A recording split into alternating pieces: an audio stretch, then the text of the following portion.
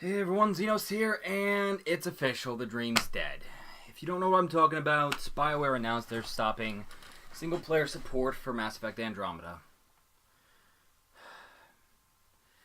So, for those of you who don't know, we were left on a bit of a cliffhanger after the end of Mass Effect Andromeda. And, well, I'm actually really disappointed about that. It just, like I said, I loved Andromeda. So I guess this is more of a eulogy for, all the dreamers have died, but their dream lives on, right? No, that's backwards. It was a quote from an Iron Maiden song, Empire of the Clouds, from Book of Souls. Anyways, getting off track. So, I actually do want to talk about Andromeda for a little bit, considering that this is now officially a eulogy, because we're getting nothing more from Andromeda. I mean, BioWare Montreal, the developers, are basically just a support team again.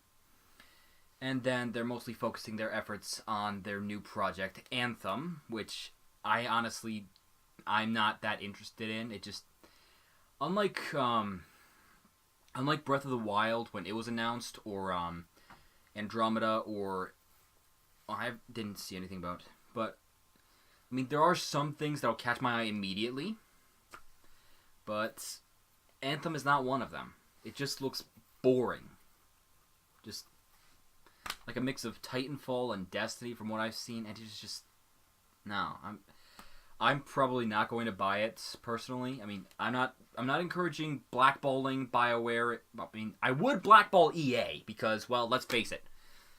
EA just throws with their middle fingers to us every other day, right? I mean, how many times did they win the Consumers Magazine Worst Company of the Year? Oh yeah, that's right. They won it twice in a row. The only company that was able to before they discontinued it for some reason. But anyways, so I'm not saying blackball BioWare. I'm not saying boycott any of their games. I'm just saying it's a real damn shame that they have to just leave Andromeda the way it is. So, I mean, the post-game, there is one post-game scene after you've gotten all the planets to 100% viability where you actually find out that Habitat 7 is renamed Rider 1, I believe. I don't remember exactly what it was, but at any rate. So, I want to talk about Andromeda for a bit. I mean, I know I said that I liked it, save for some parts, specifically Ascendance. So, first off, let's talk about the gameplay. I mean, it's your usual. It's like the original Mass Effect games.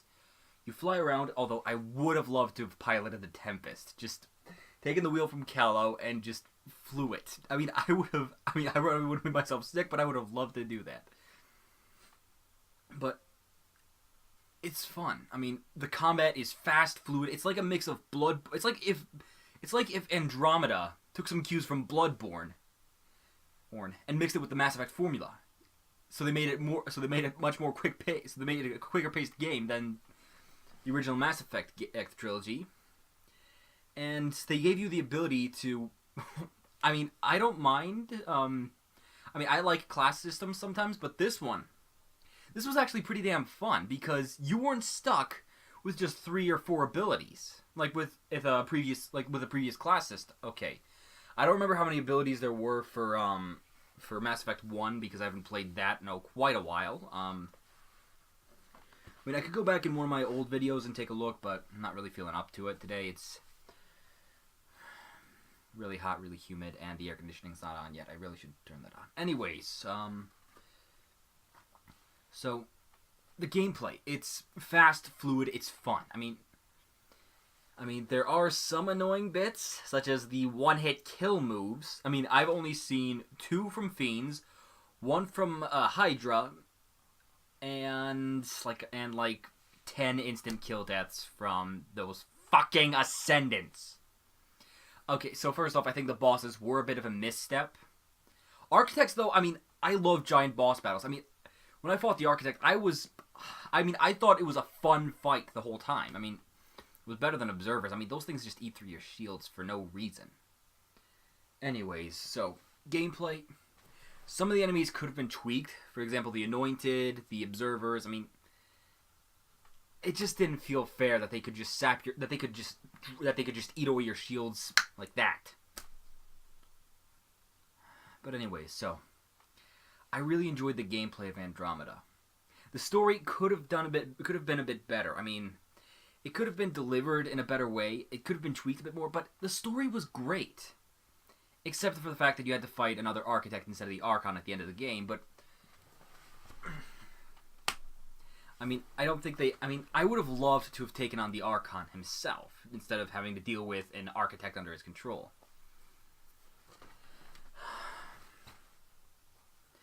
But, yeah, I mean, the gameplay, it's fun, the story, it's good. I mean, it could be better in some places. For example, during PB's loyalty mission, during the end, you have to choose between either saving PB's old friend, Kalinda, or saving a piece of remnant tech. But the thing is, they're both Asari!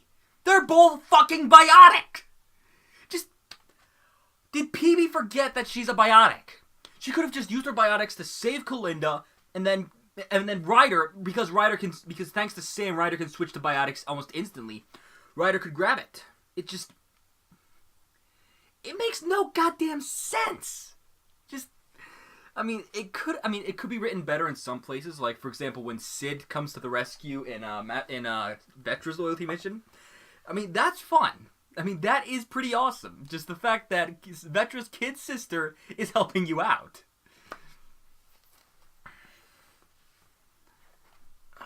And then there's also there are a few things graphics-wise. First off, I'm sure everyone knows about the infamous "my face is just tired" bit. But I mean, it looks so much better after they patched it. I mean,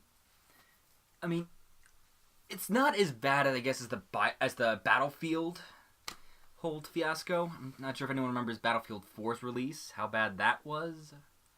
I mean, I never played Battlefield. I don't like FPS games, which is why you probably won't catch me playing Overwatch unless I get a decent PC as a chance to get matched up with Jacksepticeye. Yeah, anyways, but still, story, again, could be a bit better. Gameplay, fluid, fast. The music is phenomenal, especially during some of the loyalty missions. I mean, Jaws.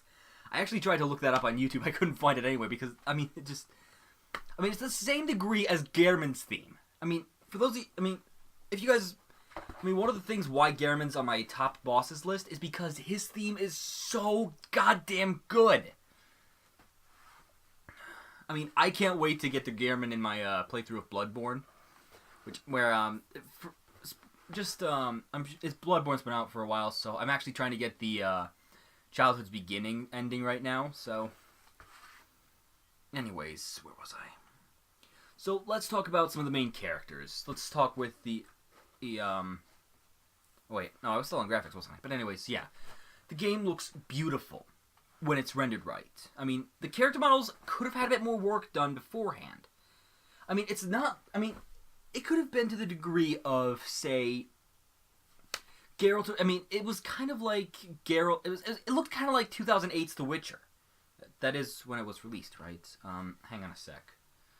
Let me just check real quick. I have The Witcher. Here we are. Okay, so why doesn't it have a release date on here? Let's see. Store page maybe.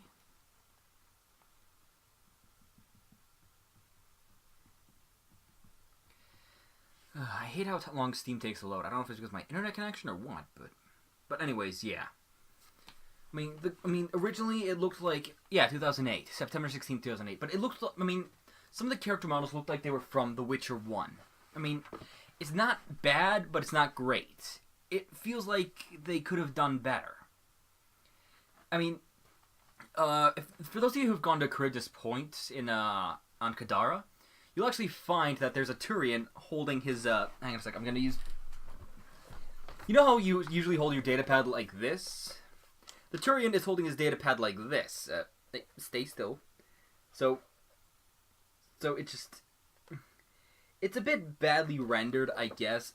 I get it, but I really think they should have wild hunted this. Just push it back by a few months, release it when it's ready. I mean, the graphics, it could have been so much better, and it might not have gotten so much of the hate it did. And then we've got the characters now. So let's talk about some of the characters that we meet along the way. Specifically, those on the Nexus. We've got Director Addison, who's part of the infamous "My Face is Tired" scene. She can be a bit of a hard ass, mostly because she's just got no reason to hope anymore after the fact that there's nothing left for them, it seems, because they've already lost 2 outposts, they're not willing to risk a 3rd. Anyways, from there, you've got Director Tan, who I think is well written as a complete, total asshole. Like, he's just so far up his own asshole, he doesn't realize he's an asshole. I knew it, I'm surrounded by assholes. Then there's Superintendent Nakmor Kesh. I mean, I love Krogan. They're funny, they're awesome, and I wouldn't want to get into a fist fight with one. I mean, one of the lines in the later game actually is pretty funny because I don't need an army, I've got a Krogan. Referring, of course, to Kesh's grandfather, Drac. And then and then we got Kandros, who sadly doesn't have that much of a... I mean, he feels kind of like Bailey from Mass Effect 2 and 3. I forget what his title was, but the basically the head of C-Sec after you get killed off in Mass Effect 2. I mean, I really would have liked to see more of Kandros. I mean, all he does is really just introduce you to the Nexus crowd. And then we've got the Pathfinders. Depending on the Solarian Arc mission, if you save Reka or the Krogan, well, you get either Reka or Captain Hazer as the Solarian Pathfinder. It is a little disappointing, really, especially when Drax chews you out for that later on. I mean, on my first playthrough, I figured we need a Pathfinder. I don't know about if the next person in line is still alive, so we need a Pathfinder for the Solarians. So I saved Reka. Drac got really pissed off at me for that. I apologize, but he reminded me later during his loyalty mission, I put the Solarians before the Krogan. And I paid for it by dealing with behemoths. Anyways,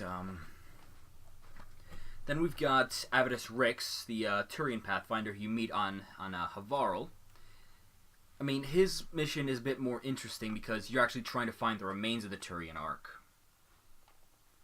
It's kind of sad, really, when you find out that his... I really need to get a new lamp. It just keeps popping for some reason. Anyways, when you find out that he was somewhat involved with the previous Pathfinder, and then he's just destroyed, that he has to take his friend's place. And then you've got either Sarissa or whoever her next in line is, depending on whether or not you decide to reveal to the Asari that their new Pathfinder actually backstabbed the old one, just to keep the Ket technology.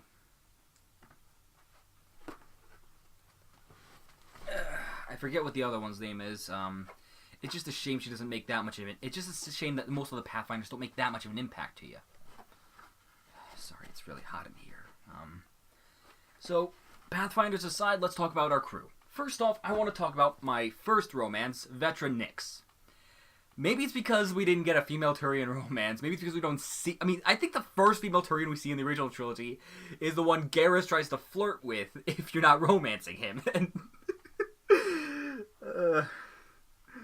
I mean, yeah, it goes badly, but I mean, Vetra, I think, is the first fully formed character we actually meet that's a female Turian.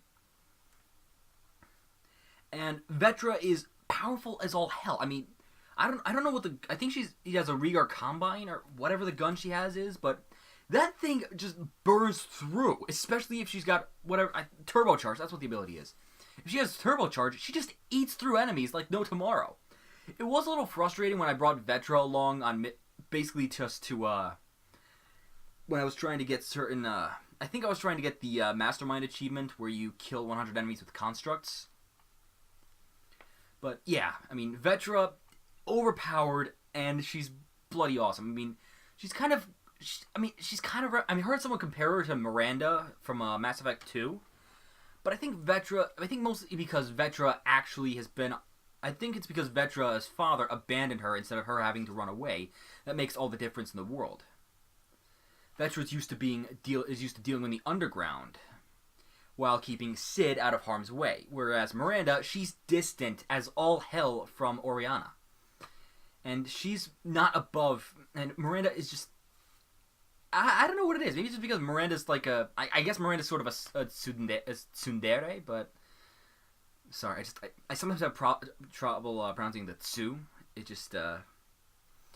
think mostly because of my English speaking history. I was gonna say heritage, but that just sounds stupid. Then we've got Nakmor Drak. Who doesn't love a Krogan? Who doesn't love a grumpy old curmudgeon? And Drak is no exception. He leaves the Nexus during the rebellion, mostly because the Krogan got, yet again, screwed over by Salarian. Yeah. It's a real shame that, whereas Rex was full of life and willing to headbutt anyone, even his own brood brother, just because he disagreed with them. I mean, Drak just... I don't know, maybe it's because Drak is dying and he's... In his own words, he's missing 3 lungs because of some idiot with a pack of frag grenades, I think. I think that was his exact wording. Some idiot with a pack of frag grenades. I'm sorry, I can't get my voice that low. I mean, you should hear me trying to sing along with you should try to hear me sing along with Insomnium. It's not good for my throat. Anyways, so Drak, he's pretty powerful as well. He's got the flak cannon, which is it's kind of like something that Demo Man from Team Fortress 2 would have, I guess. Just like his grenade launcher or something. And then he's also got the Ruzad shotgun, which I think is one of the most powerful Milky Way shotguns in the game. It still kind of falls short of the Dawn from the Ket at research. Well, I guess it would be Helios research, but anyways, but it's still one hell of a shotgun. And he also has the ability to revive himself if he gets knocked out. Then we've got my next favorite character, Jal Amadarov. I mean, I was hoping that when they announced the Angara, I was hoping that we'd get an Angara as our teammate. And we get Jal. And I don't think I'm bi, but if I had the opportunity to, I'd probably try dating Jal. I mean, I did with my second playthrough as a female rider, and I didn't even realize that, later on I found out that Jal was actually changed to a bi option. But Jal, I mean, the way he describes things, eventually it caught on to me.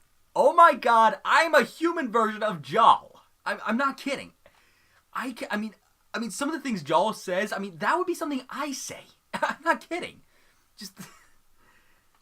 But, I mean, I think there are rules against against fraternizing with someone identical to yourself.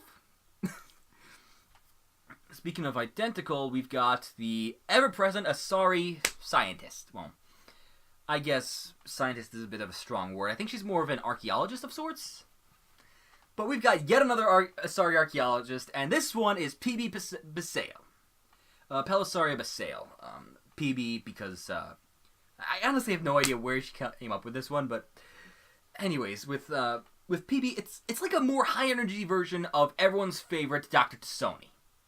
I mean, everyone loves Liara, yes, but PB feels like a much more high-energy version. Like if you took Liara, upped her tone a little, like up the pitch of her voice a little, and then gave her a Red Bull. I'm not sure if that's poisonous to Asari or not, but if you gave her something like Red Bull, you've got Pelisaria Basale.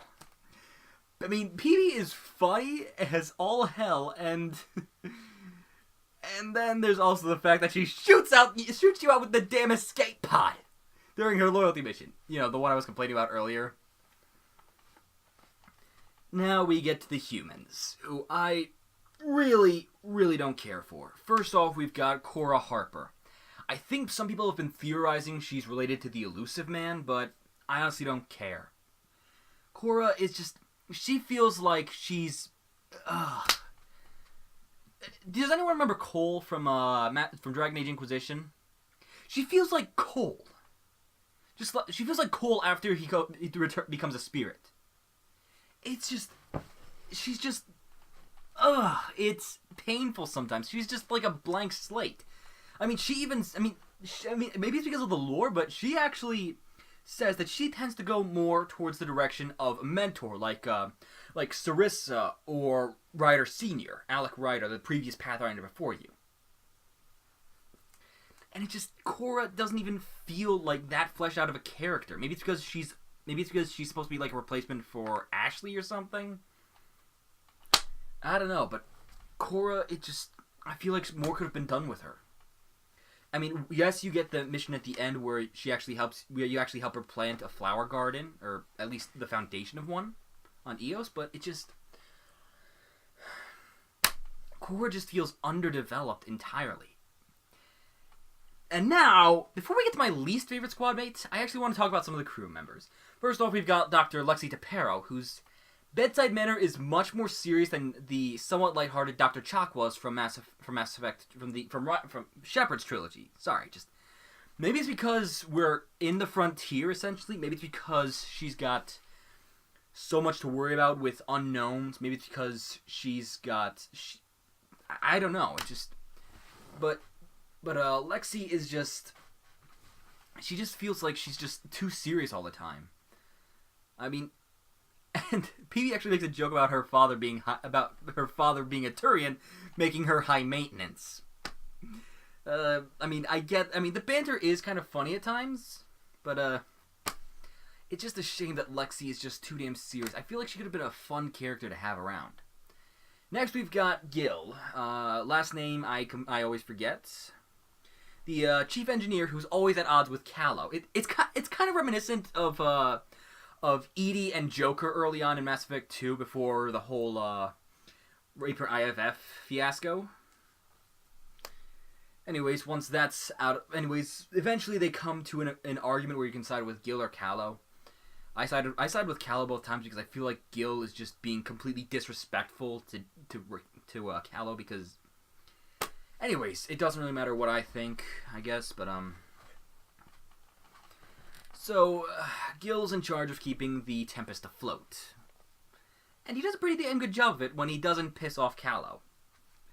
Speaking of which, let's talk about our pilot, Callow. Again, I forget Callow's last name. Anyways, Callow is... Well, for a Solarian, he's actually pretty damn interesting. I mean, he's not to the level of Morden interesting, because Morden, well... For one, Morden sings fucking Gilbert and Sullivan! Okay, in all honesty, I'm more for German and Italian opera, I guess. I mean, I would love to see the Ring Cycle performance. I mean, I would buy tickets for that at full price if it came to my city. But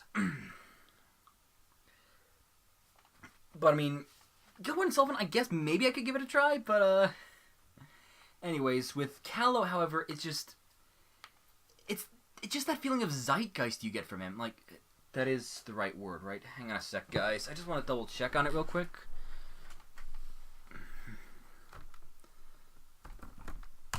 Alright, yeah, I'm sorry that I'm just leaning forward. Not sure if this is gonna change the, hey! Jeez. Well, Chrome's not working well, but anyways, oh, there we go. So, once Wiktionary finishes loading, I just want to double check that zeitgeist means sort of like a ghost of the past sort of thing. It just, I don't know why I keep looking at my microphone. It just... any day now, please.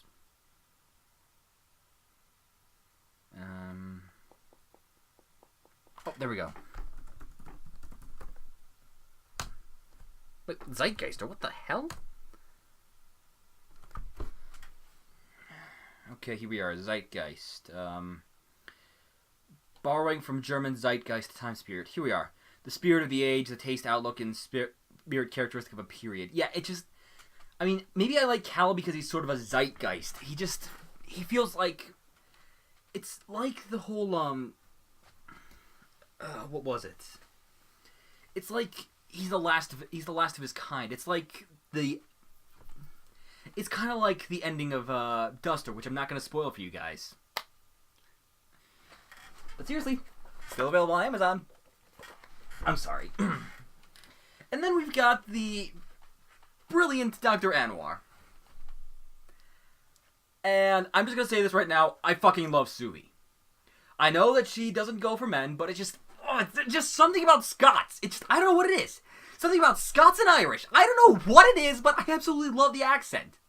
Maybe I'm a little biased on Suvi, but I am a little annoyed that she's a scientist and she also has some degree of faith. It's BioWare. The people who said themselves via shell, belief without evidence is what gullibility is all about. I'm not kidding. Shell actually says that when talking with Liliana. And it's also gonna be the red hair as well. I love redheads. I don't know why. Anyways, backing off of Suvi. Suvi is actually an ingenious character. She feels kind of like a more human Spock, I guess. In the sense that she actually feels human. Like, she's extremely intelligent. And she just knows what she's doing. And now let's talk about my least favorite squad mate. But first, let's talk about Sam. Okay, enough beating around the bush. I fucking hate Costa! Liam has got to be my least favorite squad mate ever! And that's including James Vega! I hate Vega. He is so annoying. I don't know what it is about Vega, but I want to throttle him. Or maybe create a time paradox where he takes Caden's place on Vermeer! I'm not kidding. I would leave Liam behind in a heartbeat on Vermeer.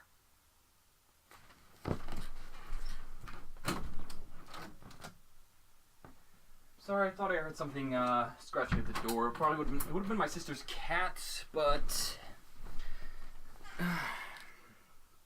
anyways, but where was I? Oh yes, that's right.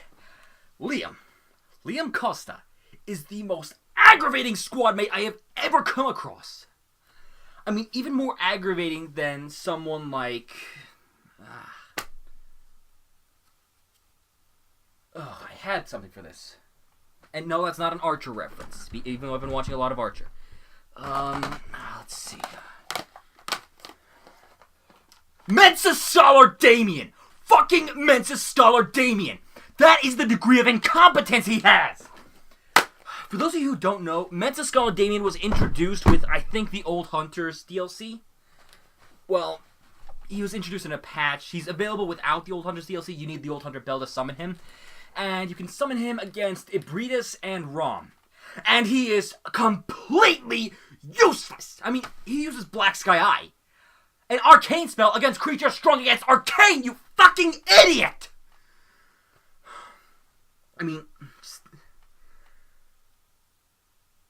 And he uses the Threaded Cane. Why? I don't know. But, nothing against people who like the Threaded Cane, but you'd think that being a rather intelligent being, I guess, because you're part of Mensis, you'd use something other than the Black Sky. Then you do something other than the Black Sky Eye, like, I don't know, fire paper? Or maybe bolt paper, because that's what Rom and Ibridus are weak to? Maybe you'd get in close and start whacking away with the whip? But, that is the degree of incompetence we're talking. First off, when meeting with Jal, he actually, with Jal being butt naked, which my female writer joked about if she's supposed to benefit from that. I think it was supposed to be flirting with Liam, but fuck him. Sorry, just bit stiff today. I had to do with my cousins. Anyways, so with Costa, the guy is aggravating to no end. It's like he has no sense of what the fuck is going on. Hello? We're dealing with unknown threats. We're dealing with the cat. We're dealing with all sorts of remnant crap. And you're more focused on trying to build bridges in the wrong goddamn way. I get it. You want to try to build a better society. Well, you're doing it at the wrong goddamn time, Liam. First off, the Angara aren't gonna trust us because the last people they trusted were the fucking cat! second, we aren't really ready, I guess, to work with the Angara. Maybe it's because Tan is so far up his ass. Maybe it's because Kesh is still directing a lot of things, and she's trying to keep everyone afloat. We don't have the time. We don't have the resources right now, Vega. I almost called him Vega, because that's how similar he is to Vega. Except he's even more of an idiot. Because you know what he does? He gives Nexus codes and locations to an Angara who gets captured. I mean, the idiocy is just out there. I mean, Ryder sums it up perfectly after Liam's mission. We were this close to losing everyone because of his stupidity. Okay, so Costa, I really wish there was a Vermeer that I could have left Costa on. I'm just gonna come out right now and say it. I hate Liam Costa. He's a complete idiot. I mean, maybe he's supposed to be written as a complete idiot. In which case, bravo, BioWare. But in all honesty, I hate Costa because he's such a bleeding idiot. And I'm not sure if you guys know this, but I absolutely hate dealing with idiots. That's why I graduated from high school, so I wouldn't have to deal with any more fucking idiots. So, the thing with Costa, the thing I have against Costa is that he's a complete moron. I mean, he lucked out that we got an incompetent pirate. What if it was the Rokar? What if it was the cat? What if it's the Archon himself that picked up your Angara?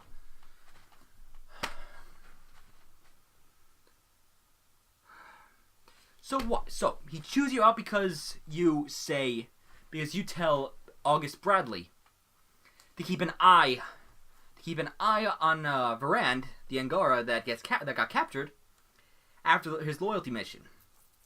He gets pissed off because we don't trust him. For good reason, you idiot! Okay, I'm just gonna stop now before I start making some really, really rude remarks at Liam. Because, let's face it, I don't like Liam at all.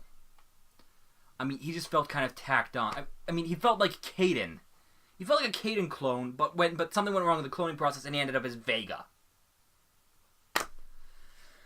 So, let's talk about some of the other problems that I have a bit of a problem with. Some of the bugs. I mean, the game only crashed for me twice in my first playthrough, and I'm trying to think. I think both times were during the Journey to Meridian mission.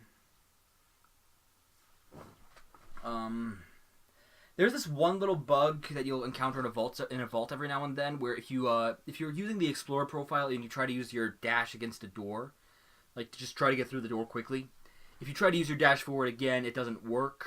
You get the animation, but you stay in the same place. It's a little annoying. I think if you switch profiles, you'll be fine. There's also that there's the quibble with Petey's loyalty mission that I mentioned earlier, you know, about them both being biotics. And then there's also the unexplained change in skill and color for the Krogan. I mean, Vorn, Kesh's, I guess, boyfriend, is the best example of this, because Vorn actually has sort of a bluish skin tint to him. Or am I thinking of his, But I mean, there are some strange choices for the Krogan. I mean, Drac is kind of a stone gray, but that's kind of understandable. I mean, the guy's almost over 1,400 years old. I mean, the characters could have, I mean, like I said in my vlog detailing that I'm back, could have been written better? Yes. Could there have been a few more things? Yes. Is it still a good game? Yes. I would stand by my rating of 7 out of 10, mostly because I'm playing through it again and recognizing a few niggling problems. But, I mean, I still love Andromeda. I'm really pissed off that they're going to try to wrap things up in books. Books! Not that I have anything against books, but you built this incredible world, and you're not even going to let us play through it. That's as if this Right here. That's as if Bloodborne didn't give you the old hunters. Nope. Instead, they give you a comic book detailing the fight between Lady Maria and the Living Failures, and the Orphan of Kos, and Ludwig the Accursed, or Lawrence the First Vicar. Or, better yet, you don't get to fight Ganon in this. You instead read 10 pages of how Ganon was defeated by Link. But anyways, I guess I've prattled on long enough. I still love Andromeda. I'm pissed off that there's going to be no DLC. And, you know what? I'm just going to stitch this together. I'm not going to even bother putting in the bleeps where I did swear, because it's not, I mean, it's a 35-minute video right now. I'm probably going to put in my little Duster advertisement at the end as well. But anyways, this video's long enough, and it's diluted enough that you're not going to get as much profanity. So, thank you all so much for watching this video. If you liked it, or if you agree with me that it's a damn shame that Andromeda's basically dead in the water, please click the like button down below. If you're much help, leave a comment. And as always, guys, I'll see you next time. Until then, live long and prosper, and already did.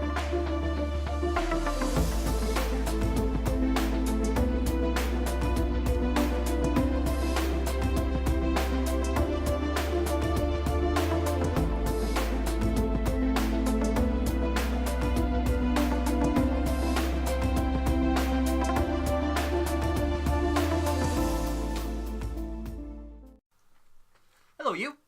Not you, the other one. Yes, you. Are you looking for a good read? Then please consider picking up Duster, the debut novel by everyone's favorite madman. Excluding the Joker.